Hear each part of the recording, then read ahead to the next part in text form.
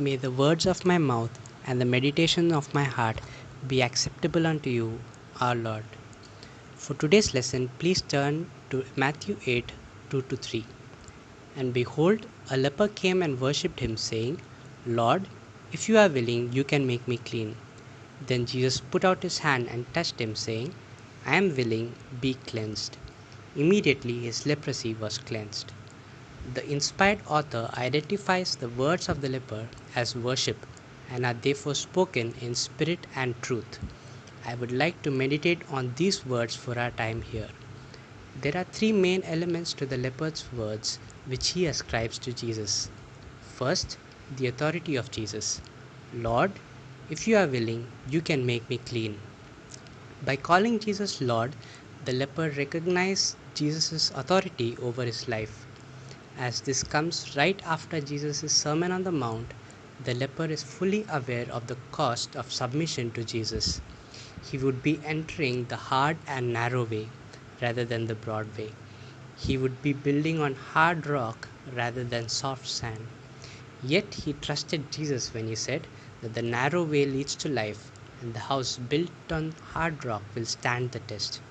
And he chose to submit to him and thus worshipped him as Lord of his life. Secondly, the ability of Jesus. Lord, if you are willing, you can make me clean. The leper has confidence in the ability of Jesus to heal him. This confidence is pretty amazing considering that this event happened very early in the ministry of Jesus. He might have heard of reports of Jesus healing people, but leprosy in Israel was of another level. You see, unlike other diseases, this disease made a person unclean and brought all the baggage which comes with that. Being healed from a leprosy didn't just mean getting rid of a disease, his whole life would change, and he worshipped Jesus, believing him to have the ability to make him clean. Thirdly, the sovereignty of Jesus. Lord, if you are willing, you can make me clean. The leper recognized that it was up to Jesus' sovereign choice to heal him.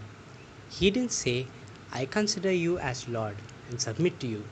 Now you must heal me.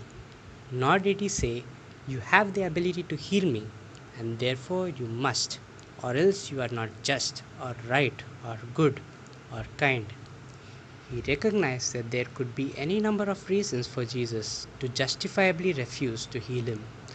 The leper was a sinner, and God would be justified in judging him any way he pleases. Psalm 51:4. Even if he repented and God forgave him, God could still be using the leprosy as a means to discipline him. Hebrews 12:6. Or he could be using it as a means to humble him. 2 Corinthians 12:9. Or for any other wise reason. Surely he went through his days wrestling day and night with the question, why me? Longing to embrace his family and friends, wondering why he must be put through this trial. But somewhere along the line, probably when he heard the Sermon on the Mount, he realized that he had met the man he could leave his fate to. In Jesus, he met a man who had the power to change his life, the kindness to want good things for him, and the wisdom to know what's best for him. He realized that if he could leave his life in Jesus' hand, he could finally be at peace. Philippians 4:6-7. The leper came to Jesus to be made clean, but by the grace of God he left with something much greater, for he would join the chorus of testimonies confirming the fulfillment of a part of the greatest prophecy of all time, Isaiah 53, not only for the people at that time, but also for us 2000 years later and all the Christians between. I pray that we too, like the leper, will submit to the Lord, resting in His will for us, and as a result, lead a life of worship.